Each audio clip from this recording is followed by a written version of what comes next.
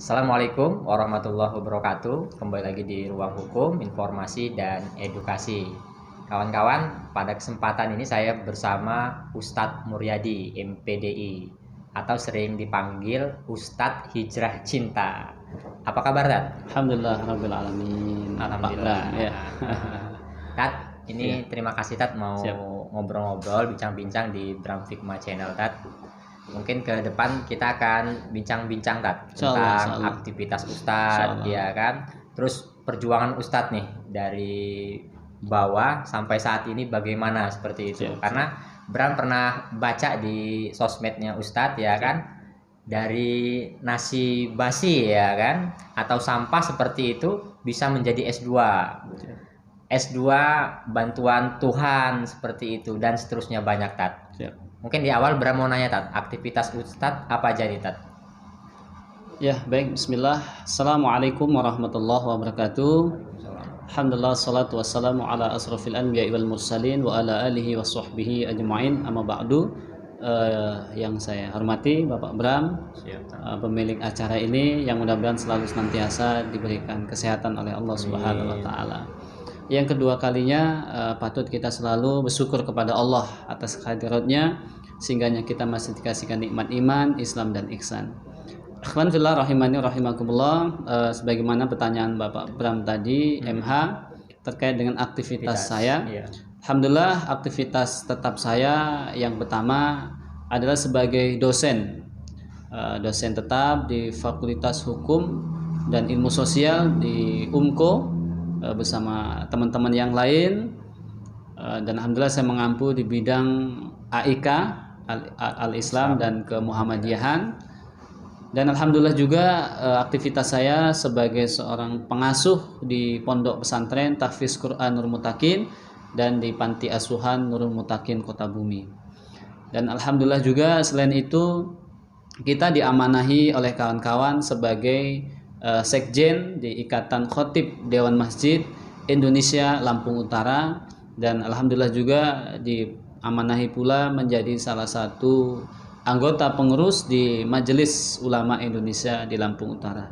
Dan satu sisi lagi juga alhamdulillah kita membantu di layanan konsultasi rumah tangga, Pak Bram, bagi teman-teman yang mungkin ada problematika polemik dalam sebuah rumah tangga.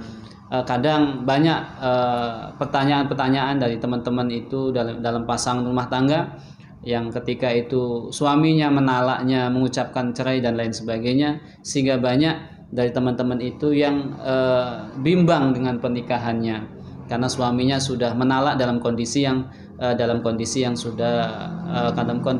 dia marah lah, ya kan begitu. Itu satu sisi kegiatan kita, Pak Bram. Ya, alhamdulillah Tat. Jadi banyak bener Tat ya. Alhamdulillah. Dosen UMKO, terus juga sebagai direktur utama ya Pondok Pesantren Tahfiz Quran Nurul Mutakin, sekretaris IKDMI, dan di sini juga sebagai lembaga konsultasi rumah tangga, bisa dibilang kayak gitu Tat ya. Oke Tat. Baik. Selain aktivitas di tarbiyah, di pendidikan, ada lagi Tat? Ya, sebetulnya cukup banyak juga. Selain itu juga kita pembimbing di Forum Komunikasi Remaja Muslim di Lampung Utara yang kita bentuk pada tahun 2018 yang lalu, dan kita juga sempat membimbing di Fokrem, ya, Forum Komunikasi Mubalik Muda Lampung Utara, yang kita bentuk pada tahun 2019 yang lalu. Dan ya banyak kegiatan-kegiatan kecil kita juga di bidang sosial, menyantuni lansia, wanita lanjut usia, itu kita juga punya kegiatan semacam itu. Dan kita juga mempunyai kegiatan pemberantasan buta huruf untuk mereka yang di usia dari 0 sampai di usia 50 tahun ke atas. Jadi bagi kawan-kawan mungkin yang sudah usianya 40, 50 tetapi masih belum bisa mengaji, maka tidak perlu malu. Sekarang ada komunitas, yakni Berantas Buta Huruf, yang itu akan diajarkan dalam pelatihan kami itu 7 kali pertemuan, insya Allah bisa membaca Al-Quran, Pak. Itu seperti itu. Oke, Tat. ini Ya. izin Tat, ya kan, Siap, kalau siap. misalkan Bram nanti ada salah-salah ngomong Siap, Tat, ya siap, kan. siap. Kalau di sosmed ini Ustadz Hijah Cinta ini Iya. sudah tidak asing lagi, Iya, sudah banyak betul, yang betul. tahu, ya kan. Apalagi misalkan di birokrat seperti Iya. itu, Ustadz sering ngisi-ngisi ceramah, Betul. ya kan, di institusi atau mungkin di tempat-tempat perusahaan seperti Iya. itu seringkali. Betul. Nah, mungkin di luaran sana Tat ini belum banyak yang tahu juga pendidikan Ustadz, ya kan, dari bawah, misalkan dari SD, SMP, SMA sampai S2 kayak gitu Siap. Tat. Mungkin Ustadz bisa Tat berbagi Tat di Bram Hikmah Channel ini Iya, Tat, siap. menjelaskan riwayat Ustadz seperti Iya. itu biar kawan-kawan pada tahu Tat. Baik, ikhwan fillah rahiman rahimakumullah, terkaitan dengan pendidikan saya yang saya empuh dari kecil sampai S2 pada saat ini. Yang pertama, latar belakang saya adalah anak yang dilahirkan dalam status anak yatim pada waktu itu, Pak Bram. Siap. Jadi kisah dari ibu dan keluarga saya bahwa saya itu di usia 1 tahun itu saya sudah ditinggal meninggal oleh ayah saya, dan setelah itu ibu lah sebagai tulang punggung dalam keluarga kami, yang pada waktu itu saya ada 8 bersaudara. 8 bersaudara. Jadi 9 dengan saya pada waktu itu. Paling bontot berarti. Ya, alhamdulillah. Nah, saya disekolahkan oleh ibu saya, perjuangan ibu saya dari SDN 1 Tulung Buyut. Nah, setelah itu saya melanjutkan kembali Pak Bram di Madrasah Sanawiyah di Pondok Pesantren Nurul Islam pada waktu itu, karena ibu sudah tidak lagi bisa mampu membiayai sekolah saya, akhirnya saya mencari pondok yang ada panti asuhannya. Dengan melatar belakangi saya sebagai seorang anak yatim, sehingga alhamdulillah ada kesempatan saya untuk bisa sekolah kembali.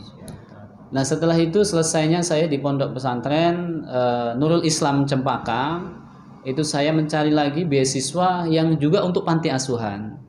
Alhamdulillah kebetulan ada kakak saya di Bangil Pasuruan Jawa Timur itu yang sudah ada di sana sebelumnya, itu menginformasikan bahwa ada sekolah Madrasah Aliyah Al-Hikmah Bangil, itu ada pondok dan ada panti asuhannya Pak Bram, dan akhirnya alhamdulillah kita diterima di sana pada waktu itu. Diterima di sana, menyelesaikan pendidikan di Bangil Pasuruan Jawa Timur itu, dan alhamdulillah selesai itu karena memang dari ibu kita sudah tidak mungkin akan meminta biaya, bahasanya mungkin 1 rupiah saja, sehingga kita tetap berusaha bagaimana cari lembaga untuk selanjutnya supaya bisa melanjutkan di tingkat S1. Akhirnya alhamdulillah ada sebuah Mahat Ali, pesantren tinggi ilmu fikih wa dakwah, itu ada di Masjid Manarul Islam Bangil. Kebetulan beliau membuka madhali startup D3 waktu itu dengan jurusan syariah. Sehingga alhamdulillah saya menemui pimpinannya dengan latar belakang saya sebagai anak yatim pada waktu itu dan tidak mempunyai biaya. Alhamdulillah setelah melewati tes, kita mendapatkan beasiswa sekolah D3 itu. Dan setelah menyelesaikan D3 di Mahat Ali, pesantren tinggi ilmu fikih dan dakwah tersebut, kita mencoba untuk mengambil beasiswa kembali Pak Bram di Sekolah Tinggi Ilmu Tarbiyah Muhammadiyah Bangil juga. Alhamdulillah di situ kita mendapatkan beasiswa juga, hanya membayar biaya kuliah 4 tahun, kita membayar 2 tahunnya. Dan di 2 tahunnya pun itu kita masih mendapatkan beasiswa dari orang yang tidak mampu di perantauan. Sehingga alhamdulillah di S1 itu kita bisa menyelesaikan 0 rupiah atas izin Allah Subhanahu wa ta'ala. Dan selesainya S1 itu Pak Bram, alhamdulillah kita juga mencoba, karena memang latar belakang kita, tujuan kita dulu hijrah dari kota Lampung menuju kota Jawa Timur adalah satu, ingin mendapatkan pendidikan setinggi-tingginya. Yang kedua, kita ingin mengangkat derajat orang tua kita, khususnya ibu, yang beliau memang dalam kondisi yang sudah fisiknya tidak mampu lagi, tidak kuat lagi, ya, maka akan berpengaruh kepada ekonominya, ya, yang sehingga mengakibatkan kemiskinan, melanda kemiskinan begitu. Alhamdulillah setelah ada pembukaan beasiswa juga di Universitas Muhammadiyah Sidoarjo. Kita mencoba untuk mendaftar di sana.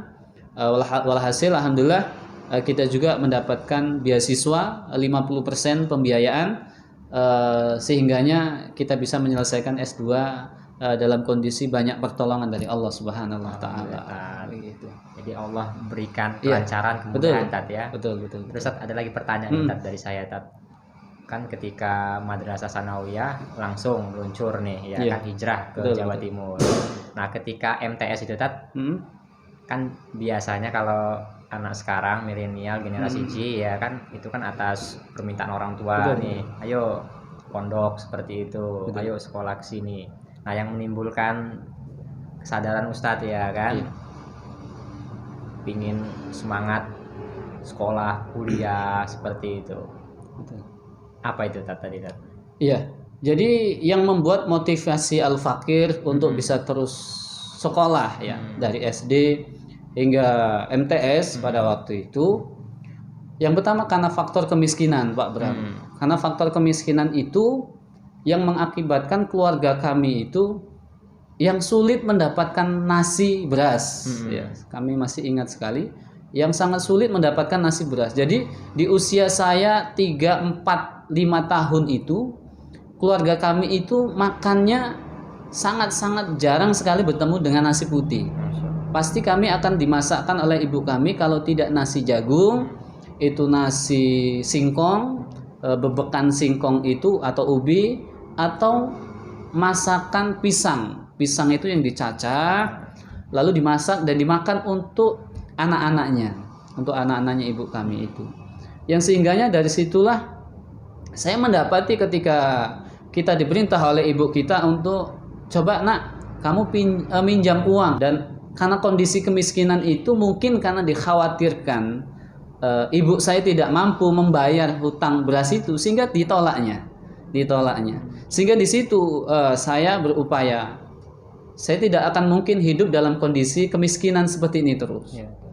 Sehingga ketika di usia kelas 4 SD, saya sudah berusaha untuk berdagang asongan di kereta dulu, Pak Bram. Itu di kereta ekonomi, masih zaman itu kita masih bebas berjualan. Jadi saya di kelas 4, 5 itu saya bekerja untuk mencari uang, mengumpulkan uang untuk membayar biaya sekolah, karena dulu masih SD itu masih ada SPP-nya. Walaupun tidak banyak.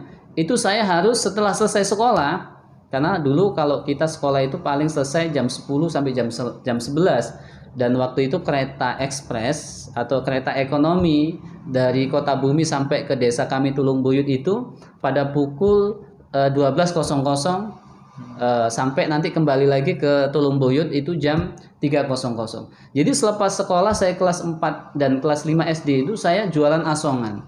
Pada waktu itu yang saya jual adalah kemplang Palembang, dan setelah itu saya jual juga topi, saya jual juga ya lap tangan, es balon dan lain sebagainya. Mana itu yang bisa menghasilkan uang dan bisa untuk menyelesaikan biaya sekolah SD saya, Pak Bram.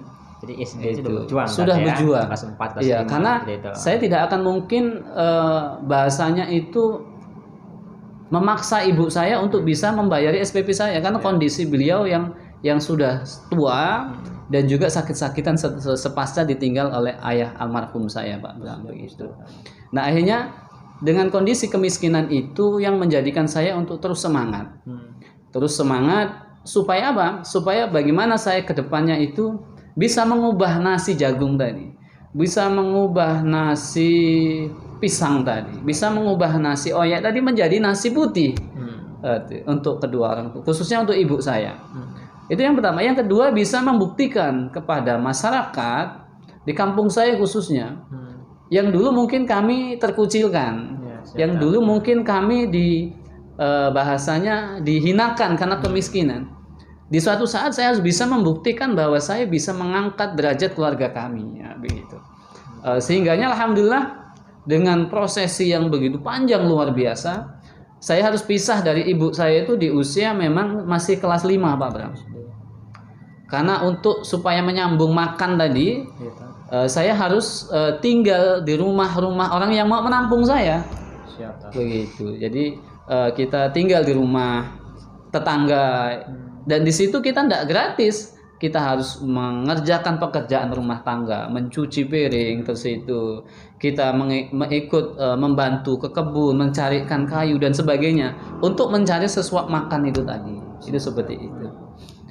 Begitu Pak Bram Ya, untuk saat ini. tadi Masya Allah. perjuangan pasti Iya. Lampung dari kecil Betul, seperti itu ya kan, dari SD sudah ibaratnya mencari uang, mencari Iya, duit betul, sendiri, betul. ke stasiun ya kan, dan berjualan Betul.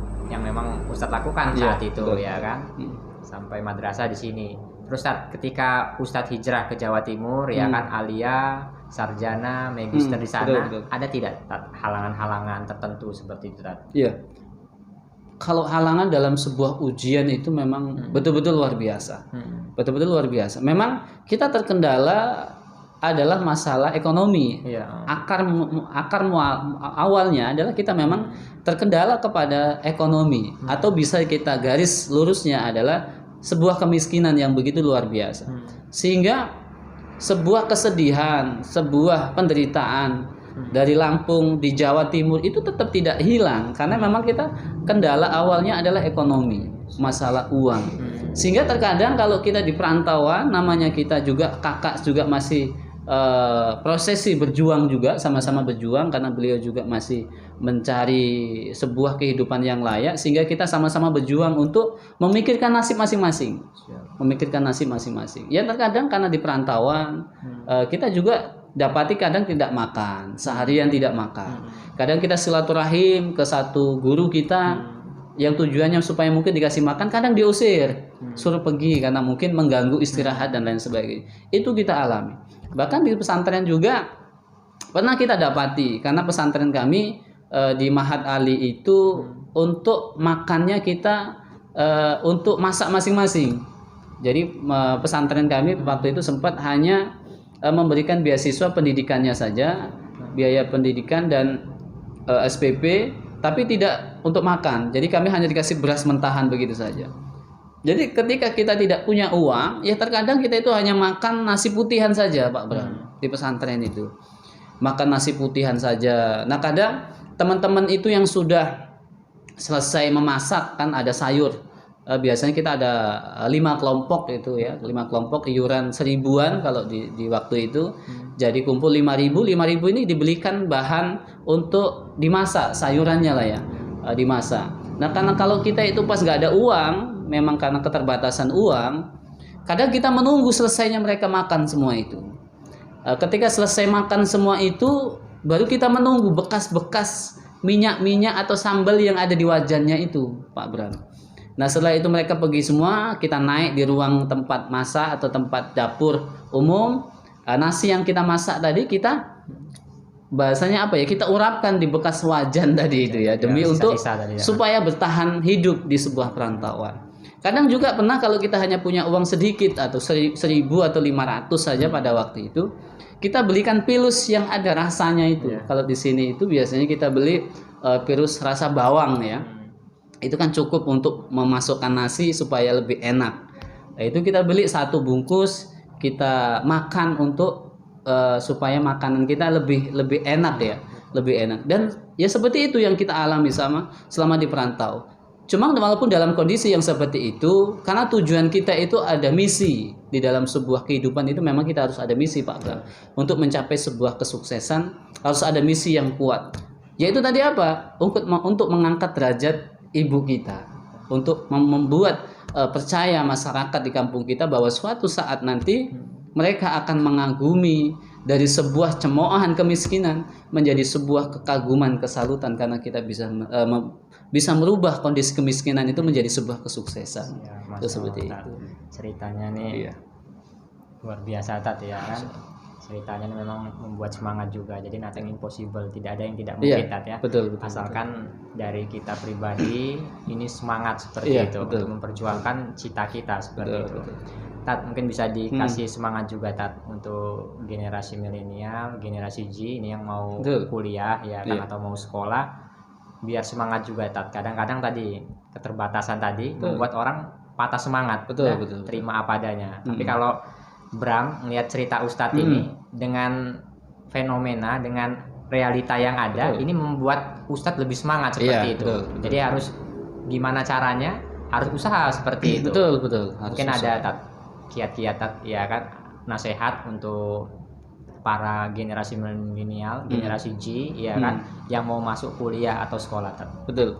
Ya, jadi untuk teman-teman mahasiswa khususnya yang masih saat ini menempuh atau yang ingin mau masuk kuliah, Iya. Yang pertama jangan antum pikirkan berapa jumlah biaya yang harus disiapkan. Tapi bagaimana cara kita untuk menggapai sebuah pendidikan itu setinggi-tingginya. Karena kalau kita melogikakan biaya itu dalam sebuah penerapan pendidikan kita, wallahi kita itu tidak akan mampu untuk membayarnya. Seperti hal saya pribadi, ketika saya S2 itu sudah disodorkan biaya pendidikan pada zaman saya itu adalah kurang lebih sekitar 20 juta. Dalam kondisi kemiskinan, ya, dalam kondisi kefakiran, dalam kondisi yang kita memang tidak ada suplai dana dari keluarga di kampung kita, otomatis kalau kita itu ingin berorientasinya itu di biaya 20 juta, saya kira saya tidak akan mungkin mendaftarkan diri saya untuk bisa kuliah S2. Tapi karena apa? Karena di situ ada sebuah misi dengan bagaimana kita bisa berpendidikan. Akhirnya pada waktu itu saya mempunyai uang 250.000. 250.000 itu pas waktu itu pendaftaran S2 itu 150.000. Akhirnya saya daftarkan uang 150.000, yang 100.000 itu untuk saya makan. Saya tidak tahu nanti bagaimana saya akan membayar biaya S2 saya selanjutnya. Saya tidak tahu. Karena apa? Karena kita hanya tahu saya itu milik Allah, saya punya Allah. Jadi saya yakin bahwa Allah itu tidak akan membiarkan hamba-hambanya yang mereka istiqomah di dalam sebuah pendidikan. Jadi yang kita harus lakukan teman-teman sekalian, para mahasiswa generasi milenial, adalah orang-orang yang harus berani mengambil keputusan di dalam masa depannya.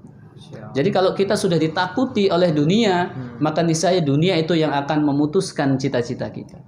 Maka yakinlah punya Allah bahwa setiap kesusahan itu akan ditolong oleh Allah Subhanahu wa taala. Ya, jadi harus semangat di situ, Pak Bram. Harus punya misi di dalam sebuah pendidikan.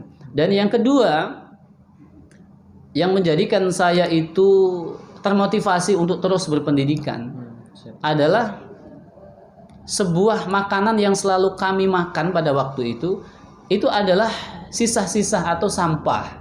Ya, sisa-sisa atau sampah.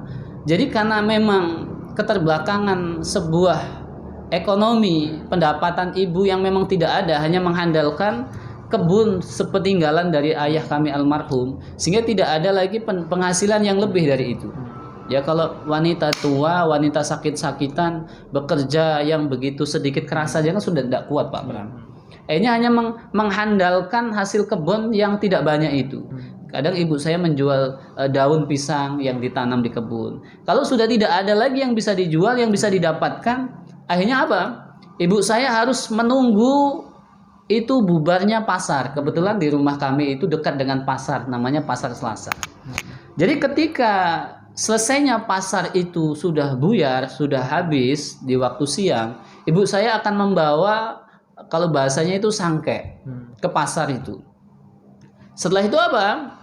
Dia mengumpulkan sisa-sisa sayuran yang dibuang oleh penjualnya, yang bahasanya sudah tidak layak jual, oleh ibu saya itu diambilin, dibawa pulang, dicuci, termasuk ada cabai-cabainya itu yang sedikit busuk, sedikit bisa dimanfaatkan. Makanya kalau kita itu sampai kualat dengan ibu, luar biasa. Karena perjuangan ibu itu demi menghidupi anak-anaknya itu luar biasa. Ini bukan hanya anak 1, 2, 3 loh Pak Bram. Tapi ibu saya harus menghidupi 9 anaknya. Harus 9 anaknya dihidupin di masa itu. Dan masa itu saya kira di tahun 2000-an, bukan termasuk zaman-zaman yang susah ya, paceklik, bukan, masih zaman yang sebetulnya masuk modern. Tapi karena faktor kemiskinan, seorang wanita yang ditinggal suaminya dengan tidak banyak harta mengakibatkan keluarga kami harus mengalami sebuah kesulitan itu. Sehingga dari itu kami harus setiap waktu. Jadi ibu saya karena bahasanya pasar itu seminggu sekali adanya. Jadi selama 1 hari itu ibu saya harus meleles dengan sayuran yang banyak. Yang banyak. Karena apa? Karena ini akan digunakan untuk bisa dimasak selama paling cepat itu 4 atau 3 hari lah. sehingga nanti menunggu di hari pasaran lagi berikutnya supaya bisa meleles kembali.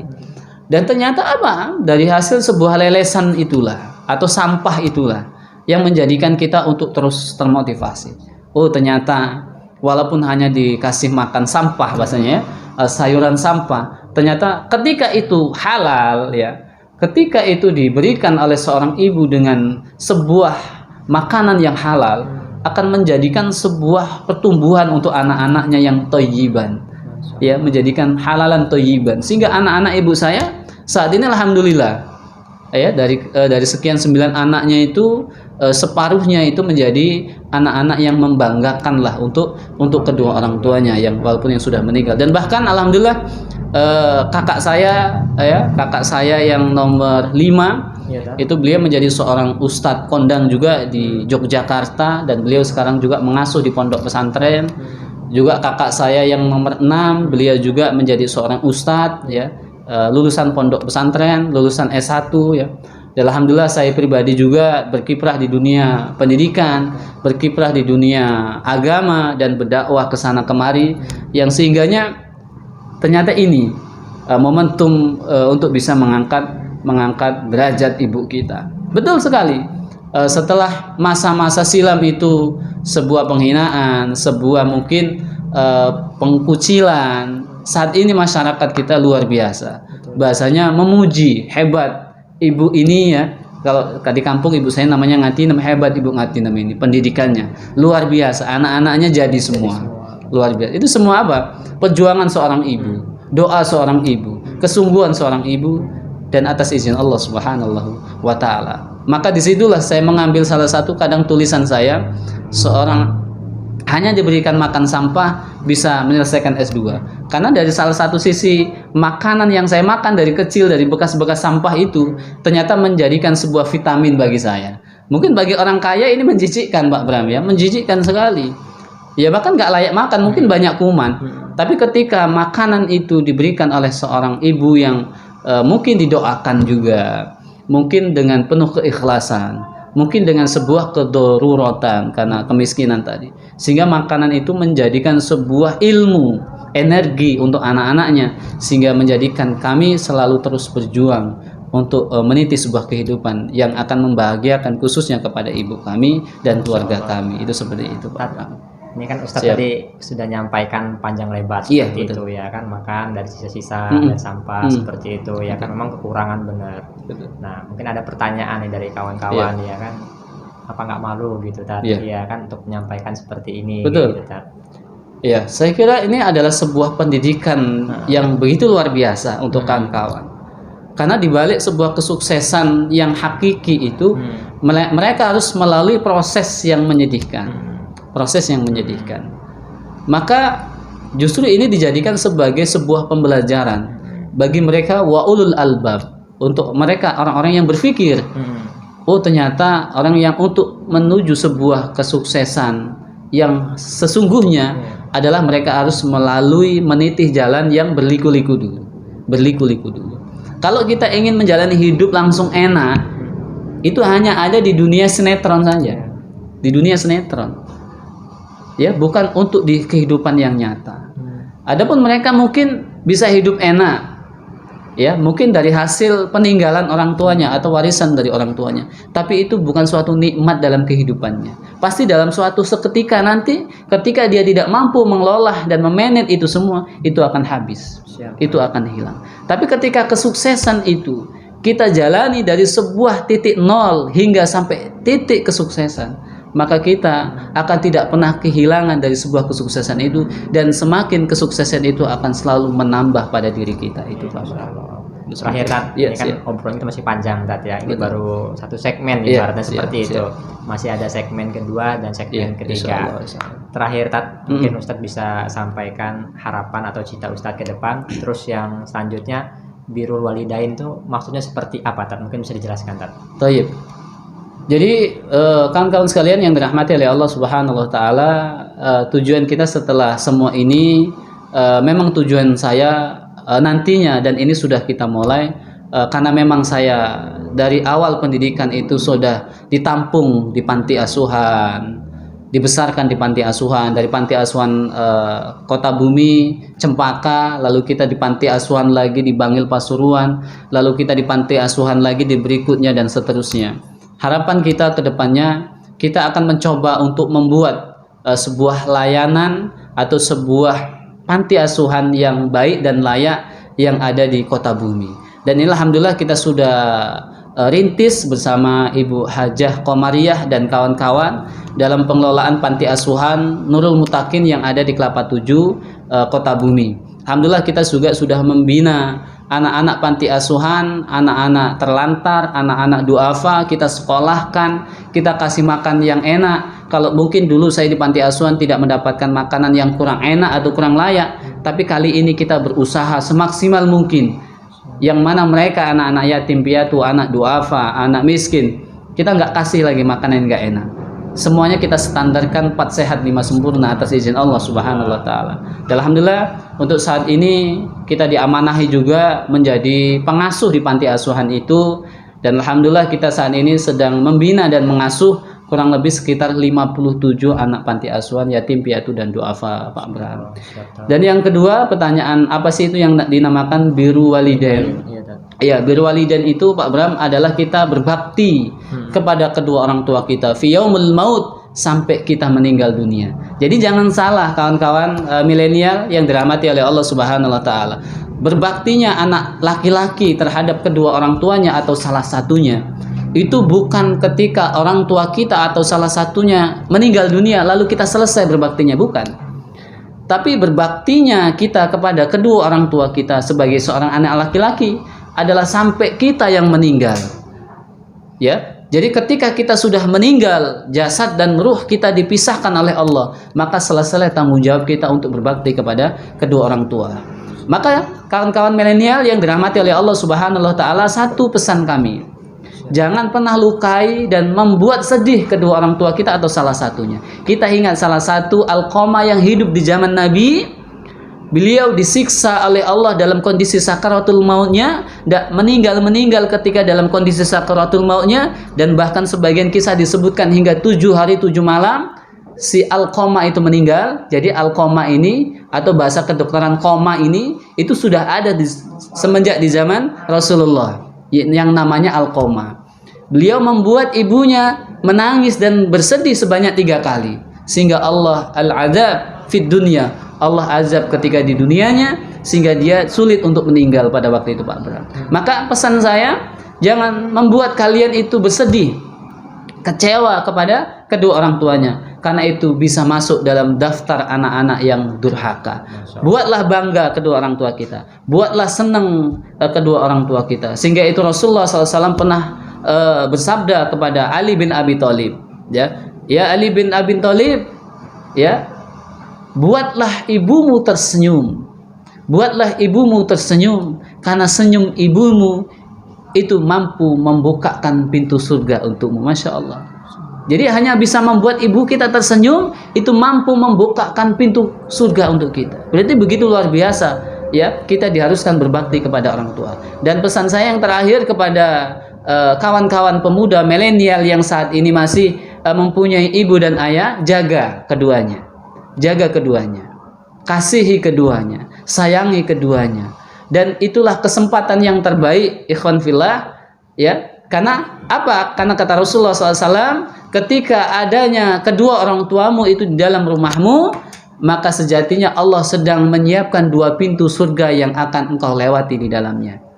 Dan kalau kalian itu termasuk orang-orang yang merugi, kata Rasulullah, yang apabila kalian dapati kedua orang tuamu atau salah satunya, tapi kalian tidak bisa masuk ke dalam surga dari keduanya atau salah satunya, maka kalian adalah termasuk orang-orang yang merugi.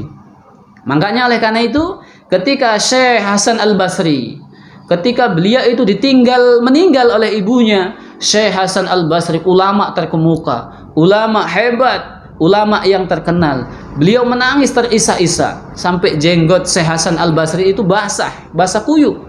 Ditanya oleh sahabat Syekh Hasan Al-Basri, "Ya Syekh, kenapa engkau menangis sampai menjadi-jadi? Sampai engkau menangis itu jenggotmu basah. Tidakkah engkau ridho dengan kewafatan ibumu ya Syekh?" Apa kata Syekh Hasan Al-Basri? Ya akhi, wahai saudaraku, aku menangis ini bukan karena aku ditinggal oleh ibuku, karena setiap manusia yang bernyawa pun akan kembali kepada Allah Rabbi. Tapi yang aku tangisi ya akhi, wahai saudaraku, adalah dengan meninggalnya ibuku, tertutuplah pintu surga di dalam rumahku. Masya Allah.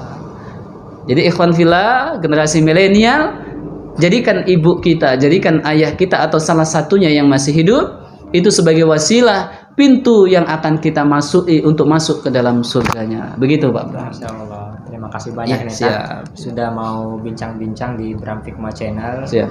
Mungkin bincang-bincang kita ini bisa dijadikan ibroh untuk kawan-kawan semua. Apa yang Betul. Ustadz sampaikan Betul, tadi betul. ya kan tentang perjuangan Ustadz, Betul. terus berbakti kepada orang Betul. tua tadi ya kan. Ini bisa jadi semangat untuk generasi milenial. Terima kasih Betul. banyak Tat. Insyaallah. Saya sampaikan Tat. Oke kawan-kawan, nanti kita akan lanjut lagi bincang-bincang dengan Ustadz Hijrah Cinta. Salam kepastian hukum, kemanfaatan dan keadilan. Wassalamualaikum warahmatullahi wabarakatuh. Waalaikumsalam.